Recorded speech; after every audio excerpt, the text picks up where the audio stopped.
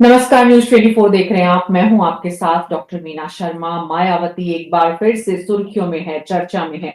मायावती के गठबंधन को लेकर पिछली बार भी हमने चर्चा की थी कि आखिर वो किस तरफ जाएगी। मायावती उत्तर प्रदेश की सियासत में किस भूमिका में नजर आएगी। उत्तर प्रदेश में अखिलेश यादव और राहुल गांधी की जो जोड़ी है, उसमें कोई सेंधमारी किसी तरह की होगी।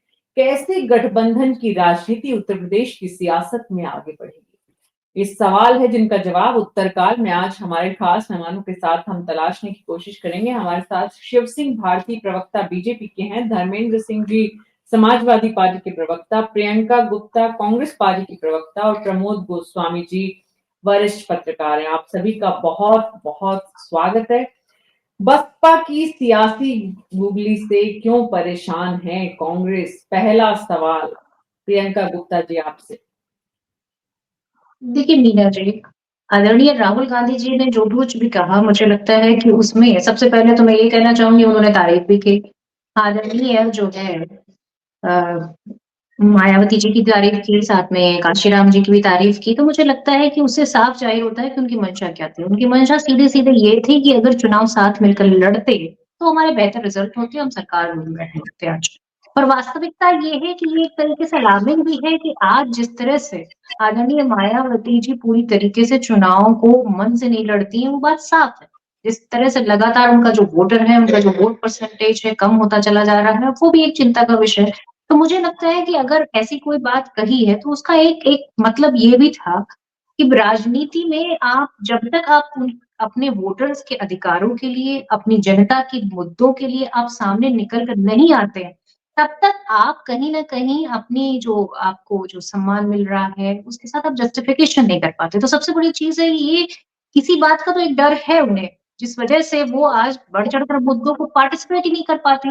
अगर बात करें तो उत्तर प्रदेश में लगभग 4 महीनों में 13 जगह ऐसी हैं जहाँ पर बाबा साहब भीमराव अम्बेडकर जी की मूर्तियों को खंडित किया गया।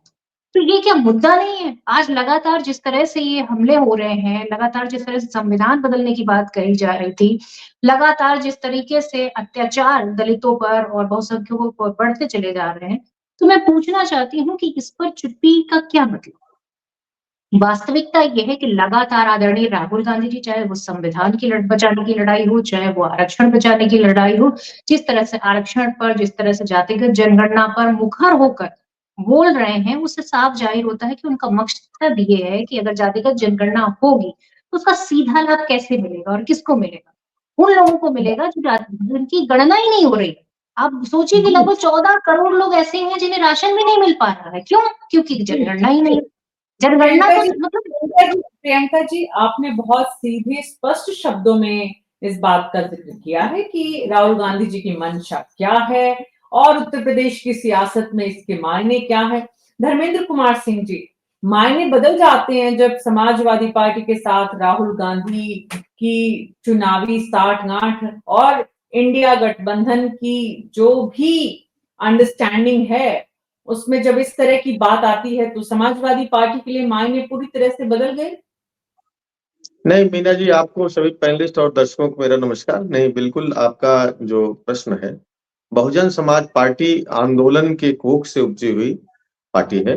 उसमें कोई दो राय नहीं है कि बाबा साहब भीमराव अम्बेडकर के सिद्धांतों पे चल के मान्यवर काशीराम जी ने पार्टी को खड़ा किया। लेकिन सवाल ये उठता है कि जब मान्यवर काशीराम जी के बाद जो पार्टी जिनके हाथ में आई, बहन मायावती जी की, बहन मायावती जी ने जमीन पर जनता के बुनियादी सवालों को लेकर के कभी वो सीरियस नहीं रही, न कभी वो उन्होंने संघर्ष का प्रयास किया, न उनको उठाने का प्रयास किया। अलबत्ता पिछले कुछ चुनावों से वो लगातार इस उनके जो निर्णय हो रहे हैं, उस निर्णयों से कभी कहीं न कहीं भारतीय जनता पार्टी को एक राजनैतिक दल के नाते लाभ मिल रहा है, जो देखने में आ रहा है। राहुल गांधी जी ने वही कहा कि आज के दौर में जब वैचारिक समानता जिन दलों के बीच है, लार्जर स्केल पर राष्ट्र हित में उनको साथ आना चाहिए और साथ उस बयान पे हमें कोई आपत्ति नहीं। लेकिन बहन जी के जितने निर्णय हैं वो भारतीय जनता पार्टी को लाभ पहुंचाने वाले हैं और वैसे भी जो दिख रहा है, जो स्थितियां हैं, धीरे-धीरे बहुजन समाज पार्टी उत्तर भारत में विशेष करके जहां उत्तर प्रदेश में थी, जहां पर उसकी बहुत ज्यादा ताकत तो थी, ये तो वो आप भी धीरे-धीरे मानते हैं, प्रासंगिकता ये तो खोती जा आप भी मानते हैं धर्मेंद्र जी, ये तो आप भी जी। मानते हैं कि राहुल गांधी ने जो कुछ कहा है, वो इंडिया गठबंधन में मायावती को साथ लेने की कोशिश और प्रयास है। आपका मतलब ये है?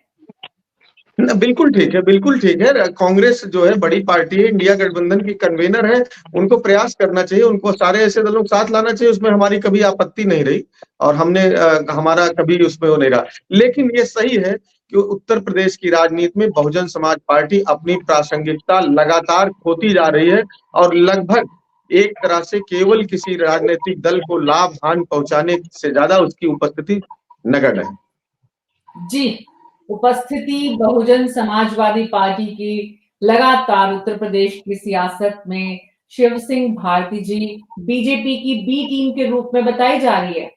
कांग्रेस ने दिल्ली विधानसभा आम चुनाव में इस बार बीजेपी को जिस तरह एक के बाद एक मायावती जी के सोशल मीडिया पर जो कुछ कहा जा रहा है, बीएसपी की प्रमुख पर अंगुली उठाने को लेकर तमाम जो उनकी तरफ से सोशल मीडिया पर कमेंट्स हैं एक के बाद एक, इसके बाद मतलब समझ में क्या आ रहा है? मायावती जी का रुख मन गिरेबान में झांकने की सलाह तो दे चुके हैं वो शिव सिंह भारती जी। देखिए, सारे प्रमुख दल मिलके इंडिया गठबंधन बनाए, सारे प्रमुख दलों ने मिलकर बना लिया। अब जब उससे भी सफलता नहीं मिली तो उनको लगा कि उत्तर प्रदेश में एक दल है, बड़ा दल है, 2-3 बार सत्ता में भी रहा और उसके बाद भी समाजवादी पार्टी के प्रवक्ता उनको नगण्य भी कह रहे हैं और उसके बाद कांग्रेस की पार्टी के अध्यक्ष और जो है बड़े नेता राहुल गांधी जी उनको साथ लाने की भी कवायद कर रहे हैं। तो ऐसे में इनके बयानों में ही विरोधाभास है कि जब उनकी स्थिति नगण्य है और जिनकी कोई भूमिका नहीं है तो राहुल गांधी जी इस तरह का बयान क्यों दे रहे हैं। दूसरी बात, कोई पार्टी किस दल में जाएगी, किस गठबंधन में जाएगी, किसके साथ जाएगी, ये निर्णय तो उसका खुद का है। लेकिन जिस तरह से आप देखिए, समाजवादी पार्टी भी बसपा पर हमलावर रही, कांग्रेस भी हमलावर रही, बाद में दोनों ने साथ मिलकर चुनाव भी लड़ा, चुनाव लड़ने के बाद भी रिजल्ट हम सभी के सामने रहा। लोकसभा में भी उन्होंने गठबंधन करके देखा और विधानसभा में गठबंधन करके देखा। तो स्थिति बहुत अच्छा ही हुआ कि कोई इस तरह का रिजल्ट नहीं आया कि बहुत अच्छा कोई रिजल्ट आया हो। ये तो राजनीति को राहुल गांधी जी समय समय पर इस तरह का बयान देते हैं कि मायावती जी अगर आगे होती तो परिणाम कुछ और होते। तो मायावती जी तो चुनाव लड़ी थी, सेल्फ लड़ी और फिर मिल्कीपुर नहीं भी लड़ी। दोनों स्थितियों में क्या हुआ? तो मुझे नहीं लगता कि इस बयान को देने का उनका क्या परसेप्शन है, किस परसेप्शन में उन्होंने ये बयान दिया है। तो अगर इससे ज्यादा अगर कोई बातचीत है तो कोई बसपा का कोई लीडर होगा, प्रवक्ता होगा, बस वो खुद मायावती जी इस बात का जवाब वो खुद ही दे रही हैं। लेकिन राहुल गांधी जी जिस तरह से बसपा के प्रति लालायित है, अभी उन्होंने देखा कि दिल्ली के चुनाव में यहाँ उत्तर प्रदेश में तो गठबंधन था, लोकसभा में गठबंधन रहता है और दिल्ली में सपा और वो अलग अलग हो जाते हैं, दोनों लोग अलग अलग चुनाव लड़ते हैं और फिर कहते हैं कि नहीं मायावती। अब उन्होंने समाजवादी पार्टी को छोड़ के मायावती जी की तरफ रुख करने का प्रयास किया कि मायावती जी अगर हमारे साथ आ जाए तो हम राजनीति में बड़ा फेरबदल कर दें। लेकिन मुझे लगता है कि यह खुद के करने से होगा। मैं बार बार मीना जी आपके साथ भी डिबेट बैठा हूं तो मुझे यही कहना है कि कांग्रेस अपने गिरेबान में खुद झांके कि वह धरातल पर कहाँ है, वह किस तरह का काम कर रही है। अपना चिंतन करेंगे, आप चिंतन करेंगे तो रास्ता निकल सकता है। हम दूसरे दलों की तरफ कि वो हमारे साथ आ जाए, उनके साथ हम अगर लड़ाई लड़ेंगे तो हम किला फतेह कर लेंगे, तो यह संभव नहीं है। बाकी तो सारे दल स्वतंत्र हैं, जो अगर गठबंधन में जाना चाहेंगे तो वो जाएंगे, कोई भी किसी भी गठबंधन में जाता है। जी, प्रमोद गोस्वामी जी, गठबंधन में जाने की आजादी तो है, लेकिन गठबंधन में जाने का मन भी होना चाहिए। जिनको बुलाया जाता है उनको पब्लिकली बुलाया नहीं जाता और जिनको आना होता है वो इसलिए पब्लिकली इस तरह से छीछालेदर जवाब नहीं देते हैं कि भाई आप अपने गिरेबान में झांकिए और भी पता नहीं क्या क्या।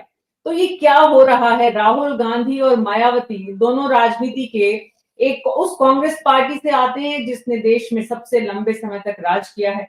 मायावती उस समाज से आती है जिसने दलित की राजनीति को इस देश में एक उभार, एक नेतृत्व दिया। तो दोनों से क्या ये राजनीति में, बाजार में, दरअसल राजनीति के बाजार में ये अपेक्षा?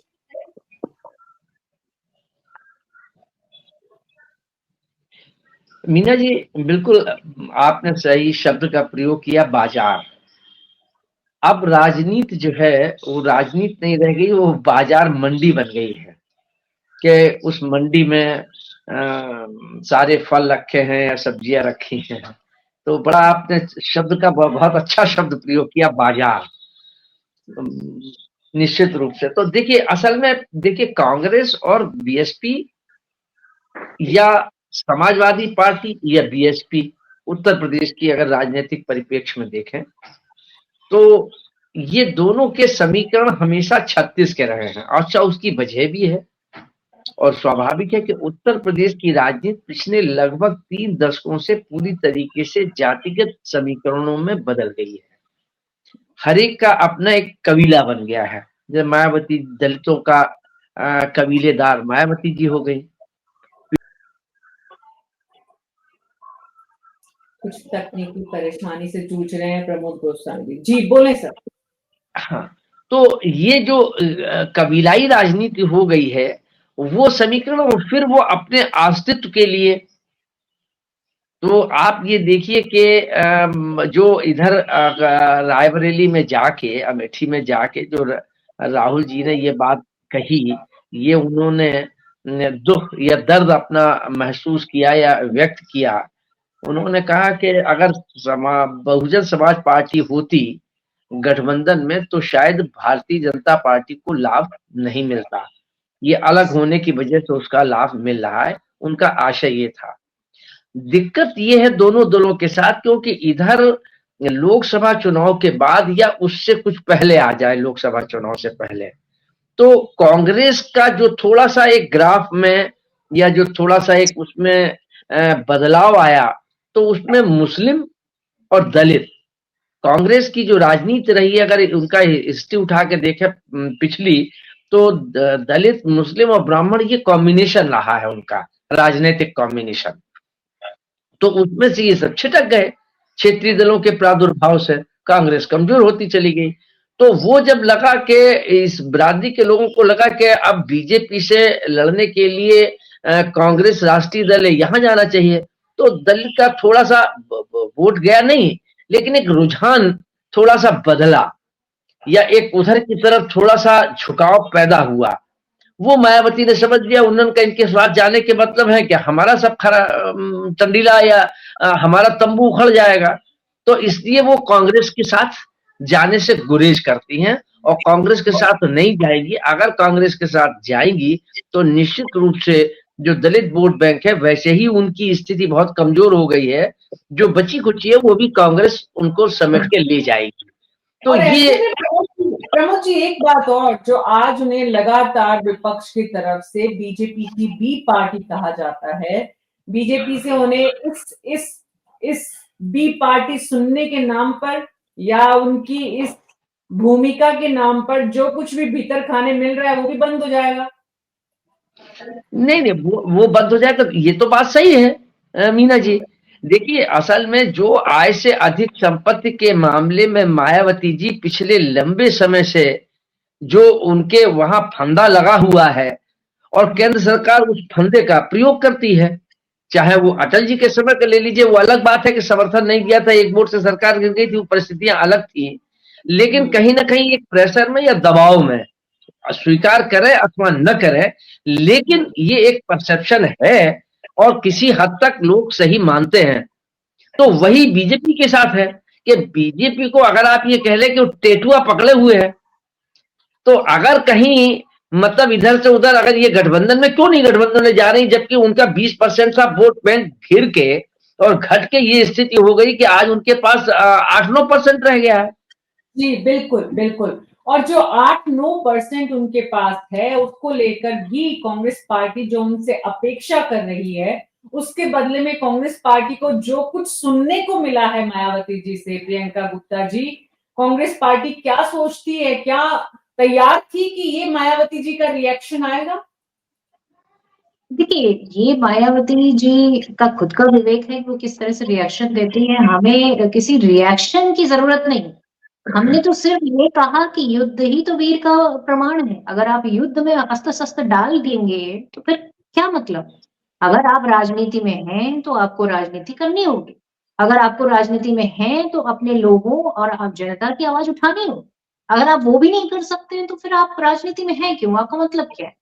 दूसरी चीज मैं ये कहना चाहूंगी कि जिस तरह से हमारा उद्देश्य ये है कि वास्तव में जो लोग पिछड़े हैं, जो लोग पंक्ति के अंतिम पायदान पर खड़े हैं, उनकी गणना की जाए, उनकी हिस्सेदारी की बात की जाए और ये बात मुझे नहीं लगता कि किसी भी तरीके से आदरणीय बहन मायावती जी को कोई नागवार है। कि उनका भी मन में होगा पर वो अब मन की बात जुबान पर आए तो फिर जानते हैं बीजेपी तो अभी कहा ही जो है गोस्वामी जी ने कि चूड़ी कस के बैठी हुई है बीजेपी, तो चूड़ी थोड़ी और कस जाएगी। लेकिन डर से तो बाहर आना पड़ेगा ना। आप डर से बाहर आइए। कांग्रेस पार्टी आपको साथ देने के लिए खड़ी हुई है। कांग्रेस पार्टी ये चाहती है कि आप अपनी राजनीति तो करिए, कम से कम खुलकर मैदान में तो आइए।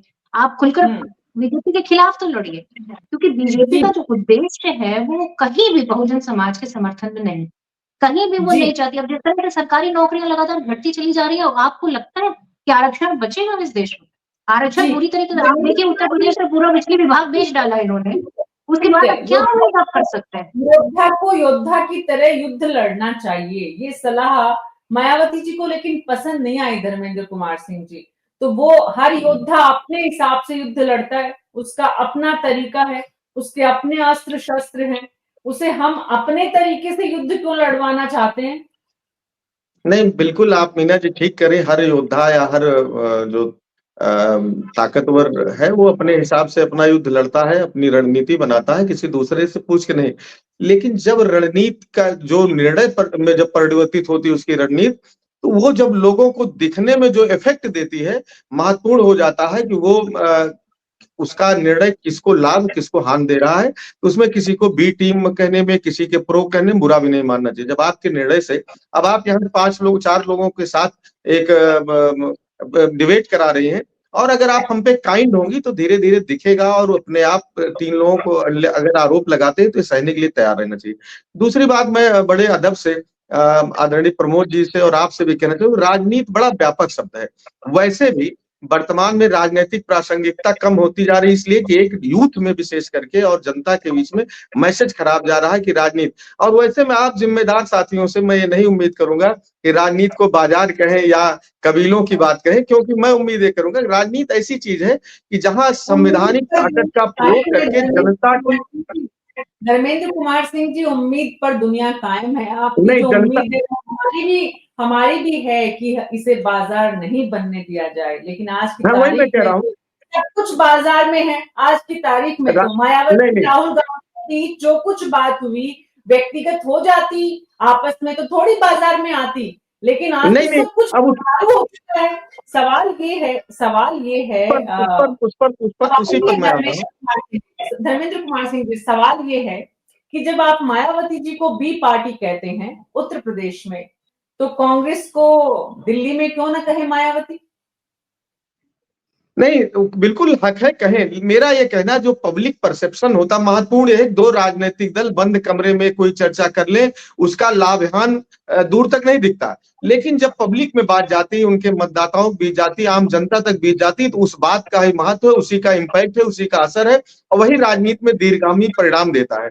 तो उसमें यह कहना कि इसको बंद कमरे में बात किया जा सकता था, ये बिल्कुल किया जा सकता था, लेकिन इससे कोई जरूरी नहीं कि बंद कमरे में बात करें।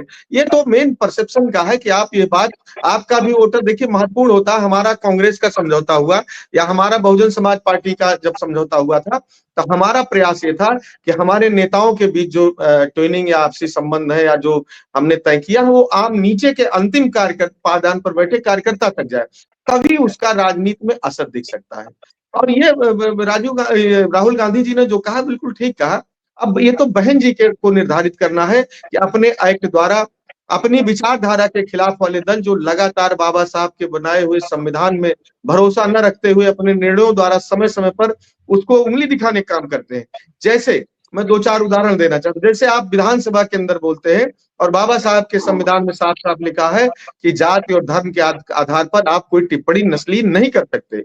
आपको बार बार ऐसे निर्णय लेते हैं, जब आप कहते हैं दुकानों पर नाम लिख दिया जाए जिससे लोग जान सके कि किस जात धर्म के हैं, ये संविधान इजाजत नहीं देता। सुप्रीम कोर्ट ने भी रोका टोका। जब आप एक वर्ग विशेष के लोगों के पोस्टर लगवाने की बात करते हैं तो सुप्रीम कोर्ट उसको रोकता है, स्टे देता है। तो मेरा कहना है कि जो पार्टी, जो सरकार बाबा साहब के बनाए संविधान में विश्वास और भरोसा नहीं रखती, यदि उस विचारधारा को साथ लेके चलने वाली मायावती जी उस दल के खिलाफ मुखर भी नहीं हो पा रही हैं, जमीन पर उतर नहीं पा रही हैं, तो स्वाभाविक सी बात है आरोप लगेगा, आरोप लगना जी स्वाभाविक।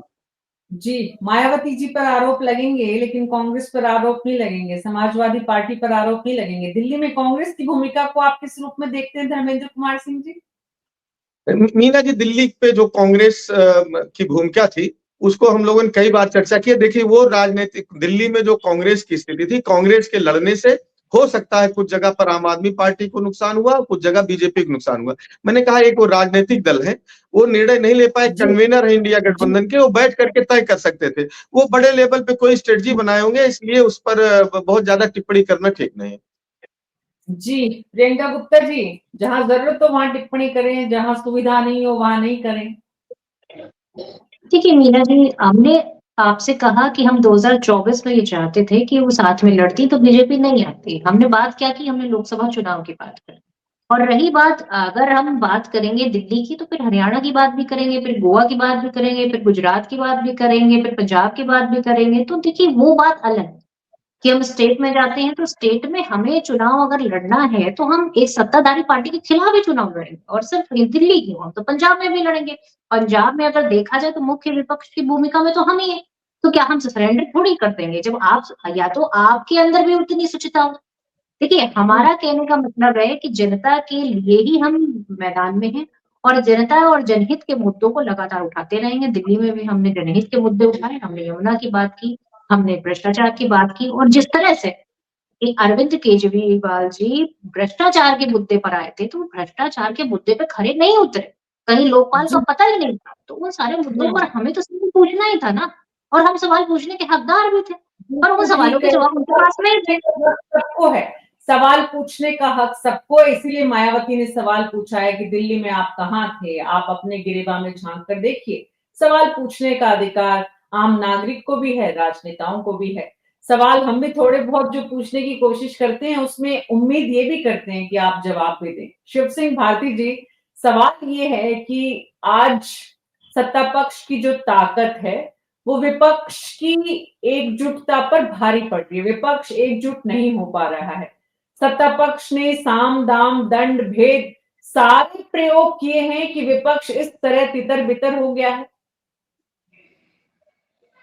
कहाँ तितर बितर हो गया मीना जी? विपक्ष तो कहीं तितर बितर नहीं लग रहा। विपक्ष तो अपनी मजबूती के साथ खड़ा है, और समय समय पर वो सत्ता पक्ष के खिलाफ हमलावर भी रहता है। लेकिन मुझे एक बात समझ में मीना जी ये नहीं आती, जो इनके साथ है वो साथ होते हुए भी साथ नहीं है। अभी हम लोगों ने जो चुनाव देखा, दिल्ली का चुनाव देखा, या मिल्कीपुर में, वो साथ रहते हैं और दिल्ली में जाके अलग हो जाते हैं। और जो इनके साथ नहीं है, वो भारतीय जनता पार्टी की बी टीम हो जाती है। और उसको बी टीम कहते हैं जो 3-3, 4-4 बार प्रदेश की मुख्यमंत्री रही और कद्दावर मुख्यमंत्री रही, और जिसके राजनीतिक समीकरण से सारे राजनीतिक दलों के समीकरण बनते थे, उसके बारे में ये नगण्य भी उसको कह देंगे। और समाजवादी पार्टी के साथ तो उनका गठबंधन रहा, और बाद में मायावती जी को कहना पड़ा कि हमारा वोट शेयर तो चला गया, लेकिन उनका वोट में उनके वोटरों ने हमको वोट नहीं किया। ये उनका आरोप भी है। ये उन्होंने समाजवादी पार्टी के ऊपर आरोप लगाया। उसके बाद अगर ये कहेंगे कि गठबंधन, तो कहां से अंदर खाने खाने कहां से ऐसा हुआ कि इनका जो वोट बैंक है वो उनमें शिफ्ट नहीं होता, और उनका वोट बैंक ये लोग लेते हैं और अपनी सीटें बढ़ा लेते हैं। तो कहीं ना कहीं मायावती जी अपने आप को अगर ठगा महसूस करे, कोई भी राजनीतिक दल अपने आप को ठगा महसूस करेगा, तो वो फिर क्यों जाएगा? और राहुल गांधी जी दें और लाचारी में बयान दें कि उनको साथ आना चाहिए, इनको साथ आना चाहिए, और जो साथ है वो साथ में होते हुए साथ नहीं है। तो अगर इस तरह का राजनीतिक परसेप्शन बनेगा, फिर आप तीसरे दल से कहेंगे कि आप हमारे साथ आ जाइए। अरे वो जब बी टीम है, तो आप उसकी बात क्यों कर रहे हैं जो भारतीय जनता पार्टी की टीम है? और बी टीम है, वोट बैंक, उसका वोट बैंक कहीं नहीं जाता। बहुजन समाज पार्टी का जो वोट है, वो वोट बैंक कहीं नहीं जाता। और जहां तक प्रमोद जी भी कह रहे थे, भारतीय जनता पार्टी ने गले में फंदा लगा दिया है। आयरन लेडी रही है वो। कोई भी ऐसे गले में एक पूरे दल के फंदा लगा दे और पूरा दल समाप्त कर दे, ऐसा कोई राजनीतिक दल नहीं कर सकता। आप जिस तरह से आरोप लगा देते कि ईडी का डर है, उनका डर है, इनका डर है, सबके समर्थक है, वो भी एक राजनीतिक दल है, बड़ा राजनीतिक दल है।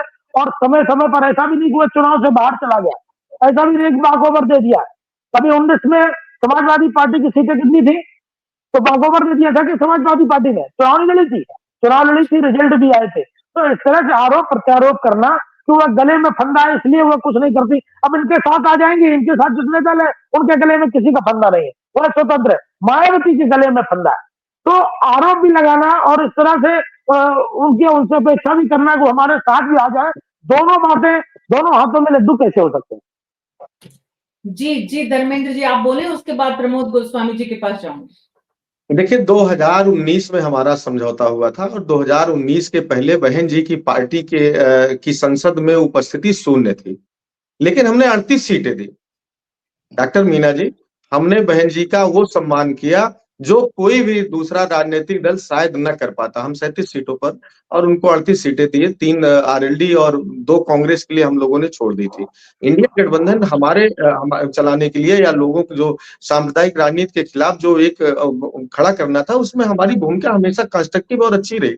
और उसके बाद वो सीटें दी जो हमारी जीती हुई नजदीक की सीटें थी, जहां बहुत कम वोटों से, थोड़े वोटों से लगातार आगे पीछे रहे थे, कई बार जीते थे, उस चुनाव में हारे भी थे।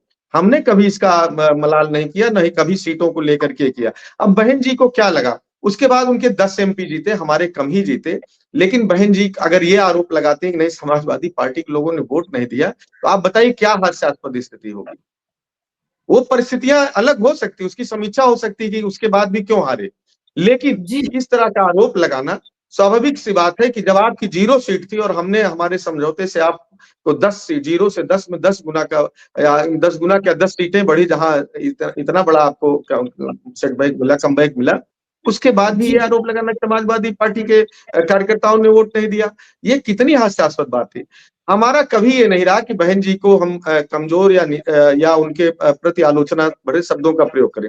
हमने सम्मान किया और अभी भी करते हैं सम्मान, लेकिन लगातार बहन जी के निर्णयों से विपक्ष के आंदोलन को जो नुकसान पहुंच रहा है, तो उसका आरोप या खामियाजा बहन जी को तो बिल्कुल झेलना पड़ेगा। और डॉक्टर आदरणीय प्रमोद जी ने कहा भी, भाई उनके ऊपर जांच है, क्या है, हालांकि मैं उस जांच के बारे में ज्यादा नहीं जानता हूं, लेकिन पब्लिक परसेप्शन ये है कि नहीं है मीना जी, ये पब्लिक परसेप्शन है कि नहीं है?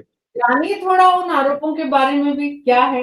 आप हाँ, विपक्ष में ये नहीं, समाजवादी जो पार्टी प्रमुख जो राजनीतिक दल है, आपके प्रतिद्वंदी हैं, उनकी मुखिया है, आप उत्तर प्रदेश की सियासत के किरदार हैं, आपको जानना चाहिए। बहरहाल प्रमोद नहीं, गोस्वामी मैं जी। बहन जी को अपना प्रतिद्वंदी हम नहीं मानते हैं।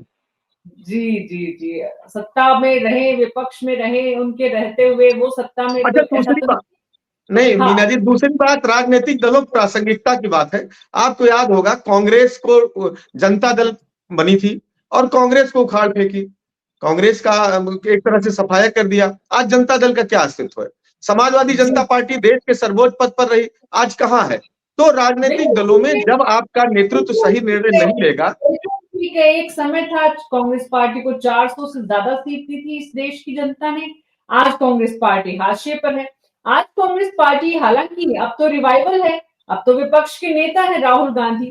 सवाल ये है प्रमोद गोस्वामी जी कि जनता को, अपनी ऑडियंस को, अपने वोटर को अपनी तरफ लाने के लिए ये जो फॉर्मूला है, जनता के बीच में इस तरह से आरोप प्रत्यारोपों के साथ जाने का, ये फॉर्मूला जनता को कितना समझ में आएगा, जनता कितना पसंद करेगी और जनता किस तरह से रिएक्ट करेगी? मीना जी, देखिए जनता के रिएक्शन का अब नहीं, हालांकि वो जो मैंने बात पहले कही और शायद धर्मेंद्र जी ने उस पर थोड़ी सी उनको लगा कि शायद ये उचित नहीं है, जो मैंने कहा कि जो जातिगत राजनीति हो गई है इस प्रदेश में पिछले लगभग 3 दशकों से, तो जनता तो अब उस कबीलाई आधार पर हो गई है, जो मैं कह रहा हूं और आज भी अभी भी इस पर अपनी बात पर स्टैंड करता हूं कि ये कबीले बन गए हैं। और जब कबीले बन जाते हैं तो फिर उस जनता की आवाज नहीं रह जाती है, क्योंकि कबीले फिर कबीले के लिहाज से रिएक्ट करते हैं। तो जो हमारा कबीला है वो हमारे हिसाब से रिएक्ट करेगा, आपका कबीला आपके लिहाज से रिएक्ट करेगा। तो ये जो जातिगत समीकरण है, उसकी वजह से जनता उत्तर प्रदेश की बटी हुई है, वो रिएक्ट करने की स्थिति में नहीं है। इसीलिए ये स्थितियां बनी हुई हैं कि तमाम प्रयासों के बावजूद भी वो अपने को बचाए रखने के लिए गठबंधन तो होता है, अभी जैसा धर्मेंद्र जी ने कहा वो बात सही है कि उस समय अखिलेश जी ने पूरी कोशिश की कि ये एक हो जाए 19 के चुनाव में, लेकिन दलित वोट बैंक शिफ्ट नहीं हुआ, यादव वोट बैंक शिफ्ट हो गया, जो अखिलेश जी के पास था या उनके पास जो और पिछड़ा था वो शिफ्ट हो गया, लेकिन दलित नहीं हुआ। जो बड़ी पार्टी थी समाजवादी पार्टी वो 5 पर आ गई, जो शून्य थी वो 10 पर आ गई। ये कबीलाई राजनीति का परिणाम तो था। दूसरे, धर्मेंद्र जी एक चीज और मैं इसमें कह दूं कि ये जो पीडीए बना है ये क्या है? राजनीति तो सभी के लिए है, उसमें फिर पीडीए क्यों? ये भी कबीलाई राजनीति का एक हिस्सा है, कबीलों को जोड़ने का हिस्सा है। तो इसलिए जो मैं कह रहा हूं वो सही है। दूसरी बात जो अभी भारती जी ने एक बात कही, मैं उनका भी जवाब दे दूं। उन्होंने कहा कि ये फंदे की बात, तो भारती जी महाराष्ट्र में 8-10 दिन पहले अजीत पवार पर 60,000 करोड़ रुपए का आरोप माननीय प्रधानमंत्री जी ने लगाया था, ये उन्होंने कहा था। और उसके बाद वो मतलब ये फंदा डाला था कि ये आरोप है, और फिर उसके बाद जो आप ही ने कहा, मैंने नहीं ईडीवीडी कहा, आप ही ने कहा कि ईडीवीडी, तो फिर जब ये फंदा आया उसके बाद वो डिप्टी सीएम हो गए। तो ये क्या है? ये मतलब मूल्यों की राजनीति है, सिद्धांतों की राजनीति है, ये क्या है? इसको आप किस रूप में देखते हैं? हो सकता है कि आपका अंदाज देखने का अलग हो, ये भी तो वही अंदाज है जो मायावती जी के साथ हो रहा है। मैं जो फंदे की बात कही है, ये जैसे अजीत पवार का है, और देश के एक नहीं, मैं अभी सैकड़ों उदाहरण दे सकता हूँ। तो मैंने एक प्रतीकात्मक बात कही है। तो ये फंदे हैं, ये कहे नहीं जाते हैं, ये फंदे डाल दिए जाते हैं।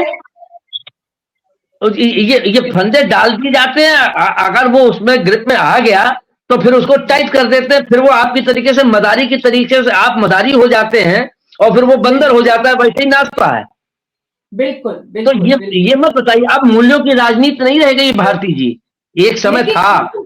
प्रमोद जी, लेकिन मूल्यों की राजनीति कभी भी पूरी तरह खत्म भी नहीं होती है। कुछ लोग होते हैं जो उसे बचाए रखते हैं, उम्मीद का दिया जलाए रखते हैं, और उन उम्मीद के दियों पर ही दुनिया कायम है। जैसा कि हमने पहले भी चर्चा की, राजनीति को बाजार ना बनने दें। धर्मेंद्र जी प्लीज आप प्रयास करें, शिव सिंह भारती जी आप प्रयास करें कि राजनीति के मूल्य बनाए रखें, और हम प्रमोद गोस्वामी जी के सानिध्य में लगातार इस तरह के प्रयास करते रहेंगे कि सरकार जो है वो सतर्क रहे, विपक्ष भी जागरूक रहे, समझे कि कौन से काम करने के हैं, कौन से नहीं करने के हैं, जनता के हित में क्या है, जनता के अहित में क्या है। बहुत बहुत शुक्रिया आप सबका इस चर्चा में शामिल होने के लिए। कुल मिलाकर जो बात समझ में आ रही है वो ये कि अब दलित राजनीति जो है वो बीजेपी और कांग्रेस और Mayawati Samajwadi party, Bahujan Samajwadi party BJP से किस तरह से इस वोट बैंक को अपने पास रखें, इसकी ये पूरी सियासत हो रही है। इस सियासत में 27 में कौन बाजी मारे, इसको लेकर ये प्रयास शुरू हो गए हैं। अब देखना होगा कांग्रेस और बहुजन समाजवादी पार्टी इस लड़ाई को कितना आगे ले जा पाते हैं और जनता इसे कितना समझ पाती है। न्यूज़ 24 पर अभी मेरे साथ इतना ही। नमस्कार।